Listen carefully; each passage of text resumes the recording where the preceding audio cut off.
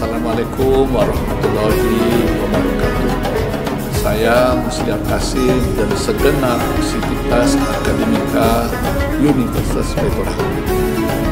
Di tempat saya berdiri dalam Masjid Baitur Rahmah, saya menyampaikan selamat memasuki bulan suci Ramadan tahun 1443 Hijriah.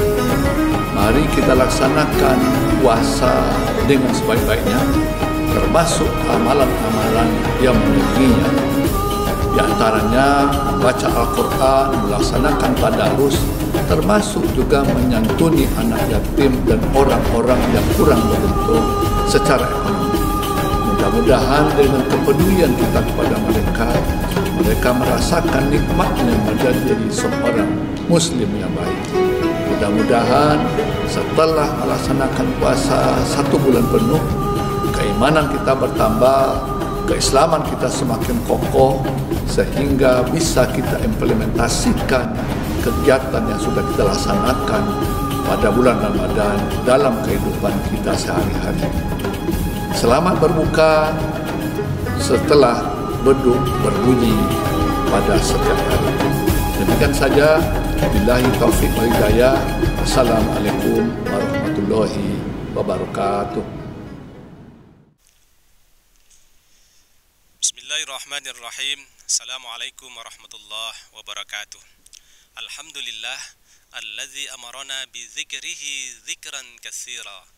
Asyhadu an la ilaha illallah wahdahu la syarikalah wa asyhadu anna Muhammadan abduhu wa rasuluh la nabiyya ba'dah. Para pemirsa dan pendengar di mana saja berada, kaum muslimin dan muslimat, soimin dan soimat, mudah-mudahan dalam lindungan dan kasih sayang Allah. Jumpa kembali kita membahas kajian kita di bulan Ramadan, dan saat ini adalah terkait dengan keutamaan mencari ilmu. Para pemirsa, Allah memerintahkan kepada umatnya agar selalu menuntut ilmu, karena dengan menuntut ilmu akan berdampak kepada kehidupan kita sehari-hari. Na'udzubillahi minasyaitonirrajim. Bismillahirrahmanirrahim. Wa 'allama Adama al-asma'a kullaha thumma 'aradahum 'alal malaikah. Faqala anbi'uni bi asma'i haula'i in kuntum shadiqin. Qalu subhanaka la ilma lana illa ma 'allamtana innaka antal alimul hakim. Ayat ini selalu dibaca oleh para mubaligh, dibaca oleh para imam pada sholat tarawih, sholat wajib dan sholat sunnah, terutama di bulan Ramadan adalah dalam sholat tarawih dibaca dengan merdu, dengan kesyahduan, dengan tujuan agar khusyuk kita sholat kepada Allah, menghadap kepada Allah. Kajian kita terkait dengan keutamaan mencari ilmu. Yang pertama, dalam pandangan Al-Quran, Allah memberikan katalog ilmu atau pembekalan ilmu kepada hambanya yang akan mengelola bumi. Diberikan bekal dengan bekal ilmu kepada Nabi Adam alaihissalam. Kenapa diberikan bekal?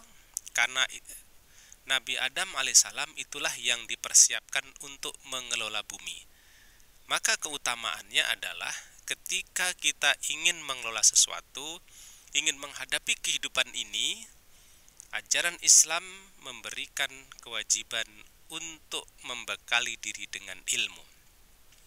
Ini sangat panjang sebenarnya dialognya antara malaikat dengan Allah. Sesungguhnya akan aku berikan kepada Adam dan Allah berikan ilmu kepada Adam. Sehingga dialognya dengan malaikat berdampak kepada sesuatu yang dalam ilmu pengetahuan terbukti bahwa ternyata Adam diberikan bekal ilmu oleh Allah Subhanahu wa taala. Wa 'allama Adama asma'a kullaha tsumma 'aradahum 'alal malaikah. Allah berikan ilmu kepada Adam tentang nama-nama semua yang ada di surga. Kemudian berpresentasi presentasikanlah kepada malaikat bahwa sesungguhnya semua telah diberikan kepada Adam, dan buktikanlah. Faqala ambiuni bi asma'i haula'i in kuntum shadiqin. Jika engkau memang benar-benar kelompok orang-orang yang terjamin kuantitas, kualitas, dan juga kebenaran keilmuan. Tetapi yang sangat mengindahkan adalah dalam kehidupan dan perlu kita contoh adalah ketika terjadi sebuah dialog ilmu, maka malaikat berkata kepada Allah, karena argumennya itu kalah dan lemah, maka ada etika bagi orang-orang yang kalah berargumen. Karena sebelumnya Allah berfirman, wahai malaikat, wa idh qala rabbuka lil malaikati inni ja'ilun fil ardi khalifah. Aku akan menjadikan seseorang yang bisa mengelola bumi, yaitu Adam. Kata malaikat, kenapa Nabi Adam? Manusia ini kan sukanya perang. Manusia ini sukanya adu domba, sukanya fitnah dan menumpahkan darah. Ya memang dalam sisi tertentu iya, tapi ada sisi terbaik manusia itu adalah kemuliaan. Dia mulia, bahkan mampu menjadi lebih mulia dari malaikat karena malaikat tidak mempunyai keinginan atau nafsu, sementara manusia mempunyai segalanya dan mampu mengalahkannya. Berdialoglah Allah dengan malaikat, diberikan ilmu oleh Allah kepada Nabi Adam alaihissalam. Akhirnya terbukti bahwa manusia itu punya kelebihan, tetapi malaikat tidak membantah dengan argumen yang lain. Yang keluar dari kata-kata malaikat adalah qalu subhanaka la ilma lana illa ma 'allamtana. Ya Allah, Maha suci Engkau ya Allah, yang tidak pernah memberikan ilmu kepada kecuali apa yang kami tahu. Innaka antal alimul hakim. Ini sebuah pelajaran bagi kita, bagi orang-orang yang berilmu. Jika kita kalah argumen, lemah argumen, mohon tidak dicari kelemahan orang. Kalau memang benar-benar kita terbukti tidak menjadi yang terbaik dalam argumen, dalam mengambil kebijakan, mari kita ucapkan subhanallah. Ya Allah, ternyata masih ada orang yang lebih pintar dari saya. Bukan, karena dia dekat dengan itu iya. Ada seorang mahasiswa bagus nilainya, kemudian dapat bagus, teman-temannya tidak dapat nilai yang bagus. Dia berkata kepada teman-temannya, iya karena dia dekat dosennya, sudah kayak dosen itu ba'alai, padahal dia benar-benar pintar. Harusnya kalau ada orang nilainya bagus, kita tidak ucapkan seperti malaikat, qalu subhanaka la ilma lana illa ma 'allamtana. Jadi kita itu harus sportif. Ternyata di atas langit itu masih ada langit. Inilah hikmah kita menuntut ilmu, agar kita mempunyai hati yang lapang, kelapangan hati, kemudian menerima dengan penuh kerendahan hati. Jika semakin bertambah ilmunya, para ulama mengatakan kullama zada ilmuhu zada tawadu'u. Orang-orang yang baik, orang yang berilmu itu ketika bertambah terus ilmunya, dia semakin rendah hati. Ada orang yang ilmunya tinggi tapi tinggi hati, berarti dia tidak dalam koridor untuk hidayah Allah. Para pemirsa dan para pendengar di mana saja berada, kaum muslimin dan muslimat yang sedang melaksanakan ibadah puasa, maka mudah-mudahan yang hadir di dunia virtual yang mendengarkan kegiatan ini, mudah-mudahan menjadi orang-orang yang diberikan katalog ilmu oleh Allah, sehingga kita menjadi orang-orang yang sukses. Orang-orang yang sukses itu sebenarnya hidupnya santai. Apa bukti santainya? Dia sempat sholat subuh di masjid, mendengar ceramah setelah subuh, karena dia sukses mengatur, memanage waktu. Setelah itu dia pergi ke kantor, sama kinerjanya tidak malas, dia tetap memberikan yang terbaik, maka dia bisa melakukan kegiatan karena masih santai. santai itu punya waktu untuk melakukan sesuatu. Kemudian dia sempat membaca Al-Quran. Karena santainya bisa membaca Al-Quran, waktunya masih cukup. Jadi dia mampu memanage waktu. Itulah orang-orang yang sukses. Itulah sebenarnya sukses itu orang yang santai, bisa melakukan segala hal. Semua dilakukan karena tahu tentang ilmunya. Oleh karena itu ilmu akan menambah nilai dari setiap amalan, dalam arti amal dan ibadah kita yang bernilai di hadapan Allah Subhanahu wa taala. Kaum muslimin dan muslimat yang kita hormati, kisah juga seorang nabi yaitu Nabi Musa juga selalu berdoa kepada Allah dan menginginkan pada Allah bagaimana menambah agar hidup ini menjadi lapang dada. Di antaranya adalah dia bertanya, Ya Rabbi, ayu khalqika a'lam. Ya Allah, siapakah di antara hamba-hambamu di bumi ini yang lebih tahu, lebih tinggi ilmunya? Atau bagaimana caranya bagi orang-orang yang selalu apa tandanya? Ayu khalqika a'lam alaik. Siapakah mereka yang lebih berilmu pengetahuan? Saya akan melihat bagaimana caranya. Apa jawab Allah? Qala allazi yaltamisu ila ilmihi ilma ghairihi. Wahai Musa, orang yang berilmu pengetahuan itu adalah orang-orang yang selalu belajar kepada orang lain. Cobalah hari ini, adakah kita mau belajar dengan orang lain? Orang yang berbeda dengan kita ilmunya, berbeda karakternya, berbeda pola kinerjanya. Maukah kita belajar? Karena dampaknya akan menjadi lebih baik. Sehingga Nabi Musa melanjutkan, Ya Allah, saya kan seorang Rasul. Kemudian kemana dong saya harus berilmu dan menuntut ilmu dan belajar kepada yang lain? Allah menunjukkan, engkau belajar kepada Nabi. Rasul dan Nabi kan tinggi Rasul pangkatnya.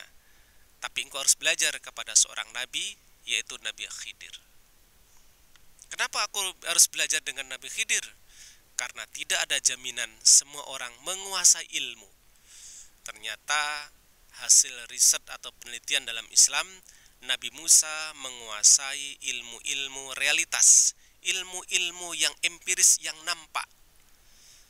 Sedangkan Nabi Khidir menguasai ilmu-ilmu yang non-realitas, menguasai ilmu hati, menguasai intuisi, atau yang dikatakan dia punya rasa psikologi. Dia mengerti apa yang akan terjadi sebelum orang mengetahuinya. Ternyata ada kelebihan seseorang yang diberikan dan ada kelemahannya. Belajarlah Nabi Musa kepada Nabi Khidir, walaupun dampaknya pertama tidak sabar mengikutinya. Sehingga apa kata Nabi Khidir? Wahai Musa, engkau pasti tidak sabar ketika mengikuti aku. Kemudian Nabi Musa dengan penuh kegigihan diikutilah Nabi Khidir, ternyata mempunyai ilmu-ilmu yang dia tidak jumpai atau tidak pernah miliki. Itulah dampak dari bagaimana keutamaan ilmu. Ketika kita mampu belajar, ternyata masih ada aspek-aspek yang belum kita ketahui. Sesungguhnya kelebihan seseorang menjadi peluang amal bagi kita. Juga begitu sebaliknya, kekurangan orang lain menjadi kitalah yang mengisinya. Ada orang-orang yang tidak bisa berkomunikasi dengan baik dengan bawahannya, sementara kita bisa berempati. Mudah-mudahan kedatangan kita, keberadaan kita di dunia kerja, di tempat kita mengajar, menjadikan ilmu kita, ilmu yang mampu mewarnai, ilmu yang mampu diikuti dan diizinkan untuk diikuti.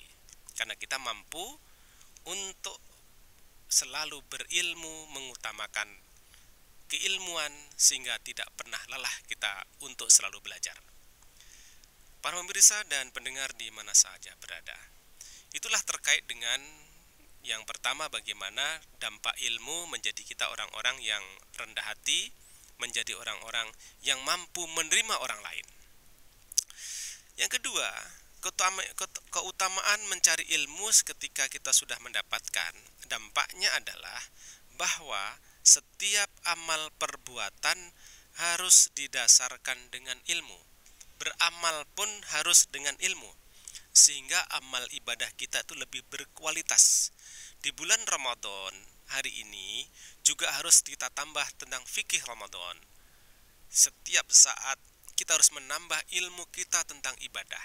Mana tahu bacaan kita yang belum bagus, bacaan Al-Quran kita. Membaca Al-Quran itu ibadah, tetapi kalau tidak dengan ilmu, tentunya akan nilainya dan kualitasnya akan berbeda.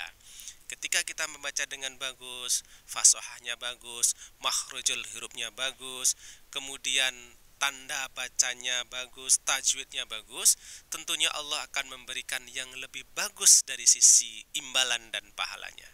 Ketika orang baca ayat Al-Quran namun tidak tahu artinya, itu juga berdampak. Contoh, Bismillahirrahmanirrahim, makhrajul hurufnya bagus, tetapi artinya tidak tahu. Allah pun akan memberikan pahala, namun tentunya berbeda dengan orang yang membaca Bismillah, tahu artinya, apalagi mengamalkannya. Bismillahirrahmanirrahim. Orang yang mendengar juga senang. Tapi kalau baca Bismillahirrahmanirrahim, kan biasa. Tentunya pasti kualitasnya biasa. Oleh karena itu dampak kita berilmu adalah bahwa beramal harus dengan ilmu agar kita dihargai dan berdampak pada kualitas apa yang kita lakukan. Wala taqfu ma laisa laka bihi ilmun. Inna sam'a wal basara wal fuada kullu ulaika kana anhu mas'ula. Dan janganlah kamu mengikuti apa yang kamu tidak mempunyai pengetahuan tentangnya. Sesungguhnya pendengaran, penglihatan, hati, semua itu akan diminta pertanggungjawabannya. Kaum muslimin dan muslimat, mudah-mudahan kita menjadi orang yang berilmu, karena ilmu itu akan berdampak kepada kualitas amal. Kita sholat, bagaimana sholat berjamaah ketika menyambung saf gitu. Kita sudah saf pertama penuh, mana yang sambung duluan? Bukan di ujung kanan, ujung kiri. Masuk saf yang kedua itu di tengah, disebar, disetantang kemudian lebih kanan atau kiri dari imam. Saf ketiga juga begitu, jangan menyambung saf itu dari kiri atau kanan, di tengah. Walaupun masjid kita besar, toh nanti ada orang yang akan ngisinya, tapi tidak tahu mana yang masih kosong. Oleh karena itu kan perlu ilmu. Kita sholat berjamaah, penuhkan safnya, masuk dalam saf, maka saf pertama diisi itu bukan kanan dan samping kiri, tapi di tengah, di belakang imam. Baru nanti saf kedua begitu juga, saf ketiga juga begitu. Ada orang yang penting kita sholat berjamaah. Sholat berjamaah itu juga ada ilmunya. Kemudian imamnya membaca Allahu Akbar. Kita mengangkat takbiratul ihram itu jangan Allahnya, tapi waktu ketika selesai imam membaca Allahu Akbar, barnya itu yang baru kita angkat tangan. Mudah-mudahan kita menjadi orang berilmu. Seperti ketika kita melihat orang upacara, hormat gerak, geraknya itu baru bergerak, bukan hormatnya langsung kita bergerak. Oleh karena itu dalam salat berjamaah jangan sampai kita mendahului imam, karena kita adalah makmum. Selamat untuk berbuka puasa. Semoga kita sehat selalu dan dalam berkahnya. Dan kita akhiri billahi taufik wal hidayah. Assalamualaikum warahmatullahi wabarakatuh. Penerimaan mahasiswa baru Universitas Baitur Rahmah, S1 dan Profesi Dokter Umum, S1 dan Profesi Dokter Gigi, S1 Manajemen dan Kewirausahaan, S1 Kesehatan Masyarakat, D3 Kebidanan, D3 Radiologi, D4 Keperawatan Anestesiologi, S1 Administrasi Rumah Sakit, S1 Farmasi Klinis, dan D3 Akademi Keperawatan Baitur Rahmah. Untuk pendaftaran silakan kunjungi website pmb.unbrah.ac.id.